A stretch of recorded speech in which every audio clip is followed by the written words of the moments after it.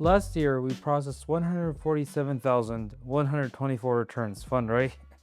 Handled wrong returns destroy your margin and your brand. We turn that logistical nightmare into an asset. Here's the exact framework we used. My name is Jassim Isa. I'm the CEO and founder of Voadera. Last year, we sold over 1 million units across our portfolio with an average return rate of 14.99%. At this point, returns just became part of our business, basically. And in this video, I'll walk you through how we think about Amazon customer returns end to end, not just to reduce returns, but to protect margin, brand equity at scale.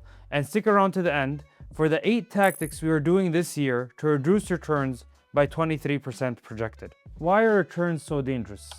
Returns aren't just a single line item. There's actually much more to them. So even if we just wanted to look at the numbers perspective, yes, there's a return. So let's say you sold an item for $44.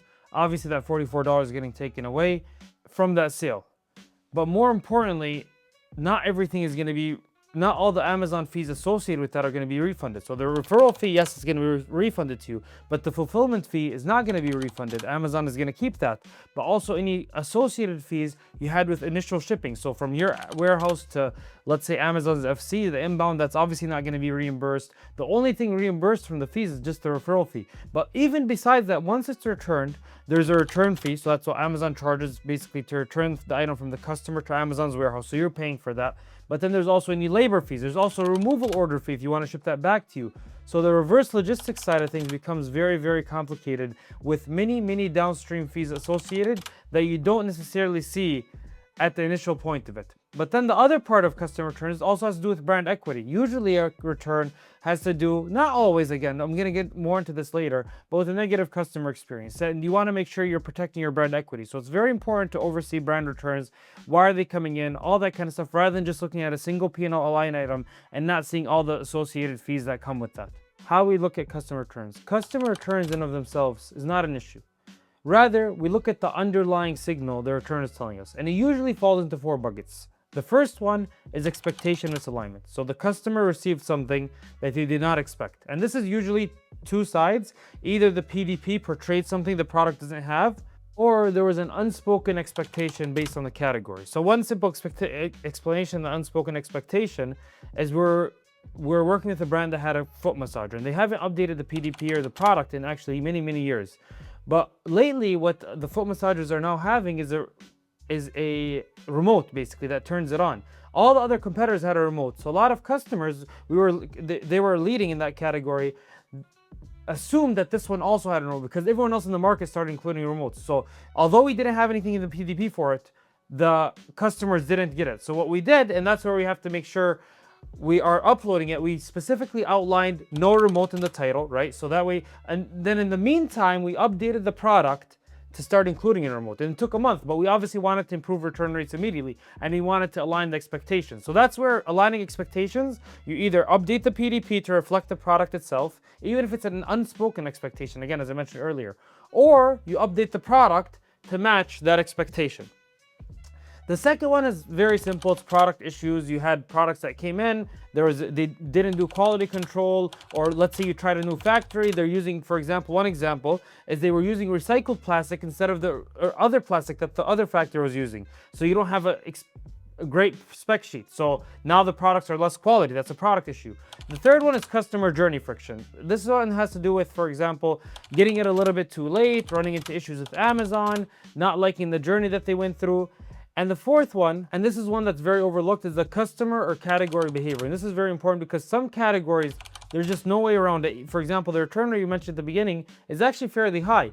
But when you look at certain categories, for example, dress shoes or Halloween items, a lot of customers, unfortunately, customer behavior, they wear it for that event and they return it. Or if it's an expensive item, right, they try it out and they are more picky with the standards. If it's a commodity, if you're selling a spoon, that's a category that has less. Some categories returns aren't even allowed. We're looking at some beauty products, supplements. So understanding that signal there of your category, what the return rate is saying about your category, because the more subjective a category is, usually the higher returns. Like let's say a color red, oh, it's a little bit lighter red than I was expecting, right? There's subjectiveness to that. Or even sizes, right? Shoes, that's why there's a lot of returns in that, or clothing. So understanding the signal that it's telling you about the category. So usually we derive a few principles from this. Not obviously, returns aren't a blanket statement. It's not good returns, bad returns. You look at the industry, you look at the category, you measure it accordingly. Returns in themselves is not a bad thing. And not all returns are created equal. I'm going to get more into root cause analysis and return prevention, understanding the signals behind returns in a later section, but I did want to overlay this right now. What we see many brands get wrong. I see a big issue a lot of brands doing is overly focusing on just the return rate and reducing that. So we have a 12% return, we want to get 10%. And incentivizing their team to do so. So what happens is the team starts creating fiction around returns. We all know the experience when you want to cancel subscription and they kind of put it behind 20 walls and surveys and everything. How do you feel when you cancel a subscription? How do you feel about that company? You feel like crap. You probably never want to see them again. You're going to talk bad about them because that was your leaving or your final touch point with that brand. It's the most memorable. So let's say someone did decide to leave you. It is what it is. It happens. How do you want their final experience to be? Do you want it to be pleasant? Because they're going to remember that the most. And they're going to tell people about that the most. Also, you risk getting negative customer reviews, which are very, very costly. Another thing to understand about just optimizing return rate, sometimes you want to eat a return rate to be classified into something. So, for example, we had a product that we made for pet food, and we made one that lasts a little bit less. So let's say that main item, it was $40, it lasts 15 hours. It's a chewing for pets, dogs chew on it basically, without giving away the specific product. But we made a budget-friendly version, and this one lasted, I think the initial one was like 12 hours or whatever. This one was more like 4 hours. It cost us 1/3 the price. We priced it for half. So that one is 40, this one is 20, but it cost us much less. So initially, we got some reviews because of the misaligned expectations, and the return rate was higher on this one. But that's fine. We were allowing a higher return rate because we were making more margin on this, and our absolute profit was higher. So sometimes a higher return rate is acceptable as long as the absolute profit, maybe the relevant profit, yes, we're making less per unit, but overall between both products, now we have a bigger demographic that can purchase a $20 one, but is not purchasing the $40 one. That might leave us a few more customer reviews, but overall, we're making more margin on the entire brand. And still, it's not a negative brand experience because also the expectations are lower on a lower price point. So overall, it wasn't hurting the brand image, and we decided to continue with it despite the return rate being higher, almost 20% higher than the higher priced one. And we usually see brands doing one of these three mistakes. One, they either dread returns and they just negative experience, nothing to learn from this, is just always bad, and they don't take the learning lessons. Two, they ignore them. They kind of, what you can't see, it's not happening, it's not going on. And the third one is that they just blindly chase the lower return rate percentage without understanding the ramification, consequences that we mentioned earlier. Before we jump in how to minimize losses for returns and make the most margin out of them, I want to explain that Amazon customer return journey and the classifications. So there's Amazon's basic classification. They call it fulfillable, unfulfillable. So customer returns something, the employee, they have 3 seconds basically. They're going to classify it either sells again, it doesn't sell again. This has two issues. One, they usually over exaggerate what's unfulfillable, and sometimes they misclassify what is fulfillable. There was a diaper brand, for example, that they classified used diaper as fulfillable, and they ran into a huge issue. So relying on Amazon's classification, you have to understand your product. You can opt out of it. You can make everything unfulfillable, by the way. But again, if you're selling just a commodity, let's say you're selling, I mean, what's a good example here? A pen, right? If you're selling pens and the returns, they classify them as fulfillable, what's the biggest case? They get something without ink. But again, if you're selling something more sensitive, like we mentioned earlier with the diapers or something that's used, you have to be much, much more careful.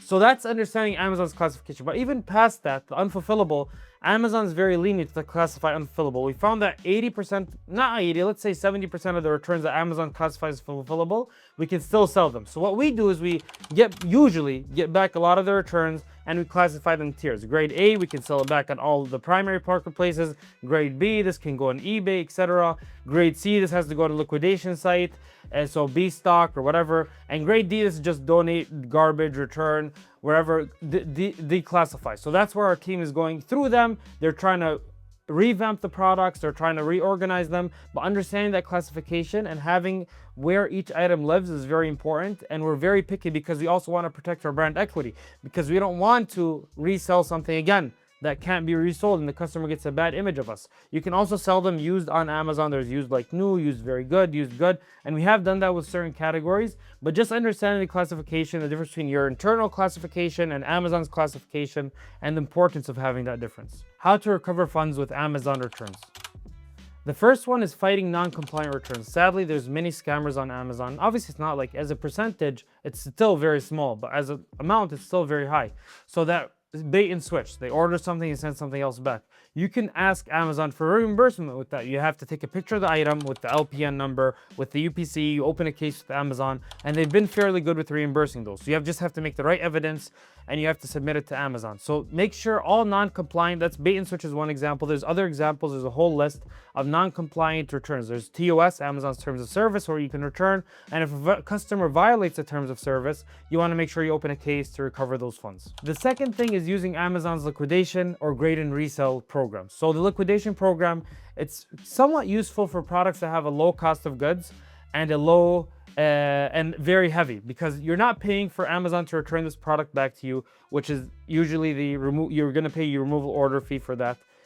In fact, Amazon sells it. The issue is they're usually going to give you, I mean, it's tough to give a rule of thumb, but 10 to 20% of retail. So it sucks, but sometimes relevant. We have a very heavy item. The cost of goods on it was very low. So actually it was better as a cost analysis to get the liquidation, simple math, we get the funds from there. So look at it for your item, look how much you're getting on average selling on maybe used marketplaces, or how much you can recover versus what Amazon's giving you. The other one is grade and resell. So this is where, again, Amazon customer, similar to fulfillable and unfulfillable, now they're looking at it and seeing if it classifies for used very good, used like new. So they're also classifying it for you, and sometimes it's good. Again, depends on the product, the sensitivity associated with that, but they're useful Amazon program. They released them just maybe 2 or 3 years ago. Maybe grade and resell is more recent, but take a look. They might work for your brand, your product, all that kind of stuff. Now let's get into the most important part that's very overlooked, which is preventing the returns or reducing them in the first place. And this has the 8 tactics that we're using this year. The first one is a product support option. So some products that are more technical, customers are returning them. This is, again, going back to customer journey, friction, they have issues using them. We have a support option, chat, phone number, whatever. Amazon's now allowing this. So we're supporting them before they return. We're asking that they ask for support. So more technical products, we use this. More expensive products, we use this. If it's cheap, it's not worth hiring someone, but it's also not worth giving the customer a headache. Again, going back to the customer journey to return something. The second one is a partial refund. So sometimes you see someone had a bad experience. We let them keep the item that's still acceptable, but they don't keep it. Maybe we just ask for 50% refund. So we're training our customer service reps to do that, and it's helping us reduce returns. The third one is quality control before shipping. So now we have audits before shipping goes into Amazon. We have a sourcing agent, either by our factories, that's in China, we have some in the US, or sometimes we use third-party companies to check randomly 8 products. We can walk in at any time to the factory, make sure everything is good, because again, one bad lot or one bad shipment can cost hundreds of thousands of dollars depending on how big that order was. And not only that, but it can cost you long-term with negative reviews, all that kind of stuff. The fourth one is a clear product spec sheet. So this is an important one. Changing factories, we have to write exactly what raw materials are used. So yes, if another factory might give us a cheaper price, but as I mentioned earlier, they're using recycled plastic instead of original plastic. So that's where you could have an issue with that. The fifth one is FBMing more expensive products. So let's say we have certain jewelry, we have certain products that are sensitive or technology. We purposely FBM that because we have more flexibility and more control over the return process, or stuff that has a higher return rate. We try to understand, because then we can have more flexibility, more talking with the customer. We obviously don't want to make it a bad experience. We want to understand what's going on. We want to talk to the customer before they return it. So you have more flexibility with that.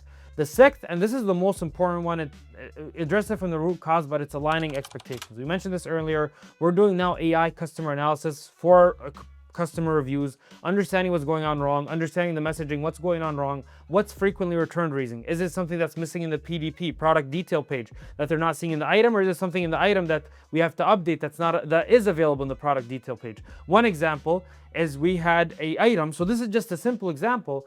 We had it as a neck ice wrap basically, but when the product came in, the manual was for the upper back.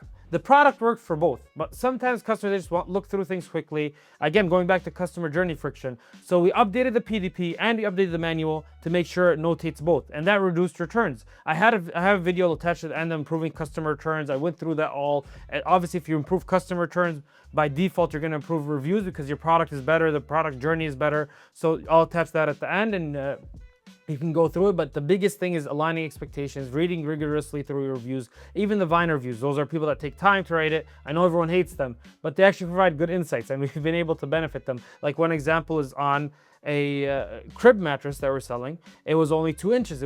We have to advertise as a topper rather than a mattress because it's not enough to hold that. And we talked to the brand about that, and our return rate was greatly reduced based on the forecast of the reviews that we're getting. So again, aligning expectations is very important. Changing category to one that won't allow returns. This is a sneaky one, but it's actually worked good. So sometimes categories fall into 2 different ones. And specifically, if you can nudge it to one, customers just can't return it. Sometimes customers are overly picky, especially on Amazon, they expect the best.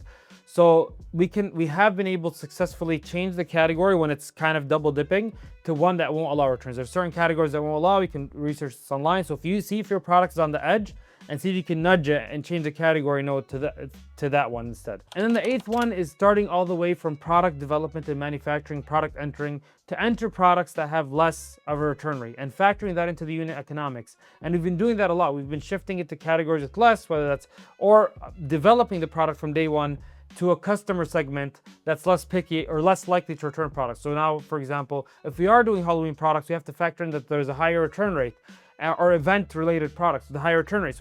Now when we're doing the production, we factor in that return rate. Let's say we're expecting a 13% loss. So we factor in, just like we're factoring tacos of 10 to 20%, we're factoring it in, and we're seeing if we still have the desired contribution margin at the end. All in all, returns aren't something you fight or ignore. You manage them strategically with intent, and you want to try fixing them, the causes from the root source.